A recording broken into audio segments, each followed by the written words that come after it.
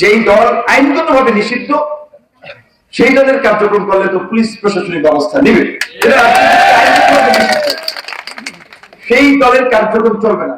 গলাচিপা 10 মিনিটে আমরা রাজনৈতিক সামাজিক সম্প্রীতির ক্ষেত্রে আমরা বাংলাদেশের মধ্যে একটা মডেল নির্বাচনী এলাকা হিসেবে গড়ে তুলতে চাই, যে যেখানে রাজনৈতিক কারণে কোনো মানুষ হামলার শিকার হবে না, মামলার শিকার হবে না, হয়রানির শিকার হবে না, অপমান অপদস্থ হবে না। রাজনীতি যার ভালো লাগে সে বিএনপি করবে, গণ অধিকার করবে, জামাত করবে, চরমোনাই করবে, অন্য দল লাগে, যার ভালো লাগে সে সেটা করুক, কিন্তু যেই দল আইনগতভাবে নিষিদ্ধ সেই দলের কার্যক্রম করলে তো পুলিশ প্রশাসনিক ব্যবস্থা নেবে,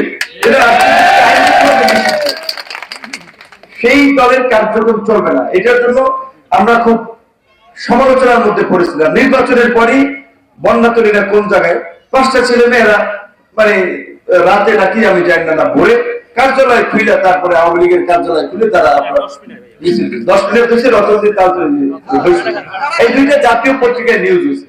এখন সাবেক একজন উপদেষ্টা সরকারের, আমার একসময় শিষ্য ছিল, আন্দোলন ছাত্র আন্দোলনের কর্মী ছিল, পরে উপদেষ্টা হয়েছে, আসিফ মাহমুদ সজীব ভুইয়া। এখন সে তো মিডিয়াতে বক্তব্য দিয়েছে যে আমরা দেখতে পাচ্ছি গণ আন্দোলন নেতা ডাকসুর বিপি নূরবাড়ি এলাকায় সে আওয়ামী লীগ পুনর্বাসন করছে। আমি তো জানি না, আমি তো আওয়ামী লীগকে দায়িত্ব নেই যে আমি আওয়ামী লীগকে ওপেন করে দেবো, সেটা আমি বলিনি। আওয়ামী লীগের বিষয়ে আমাদের একটা অবস্থান আমরা জানাইছি যে আওয়ামী লীগ যারা করছে সবাই খারাপ হয়। তারা যদি কেউ রাজনীতি করতে চায়, রাজনীতি করার গণতান্ত্রিক অধিকার, কোন দল করুক। আওয়ামী লীগ আইনের দৃষ্টিতে নিষিদ্ধ, এখন আওয়ামী লীগ করতে পারবে না, কার্যক্রম করতে পারবে যদি আইন তাদেরকে অ্যালাউ করে রাষ্ট্র সরকার, তখন আওয়ামী লীগ নামে করুক। এখন যদি সে অন্য দল করে, বিএনপি করুক, জামাত করুক, গণ অধিকার করুক, যেই দল করুক, সেটা তো আমরা বাধা দিতে পারবো না। কিন্তু এলাকায় যারা দীর্ঘদিন মানুষকে জ্বালাইছে, মানুষের জুলুম করছে, চাঁদাবাজি, দখলবাজি, হামলা, হয়রানি, তাদের তো এলাকার মানুষই খোঁজে,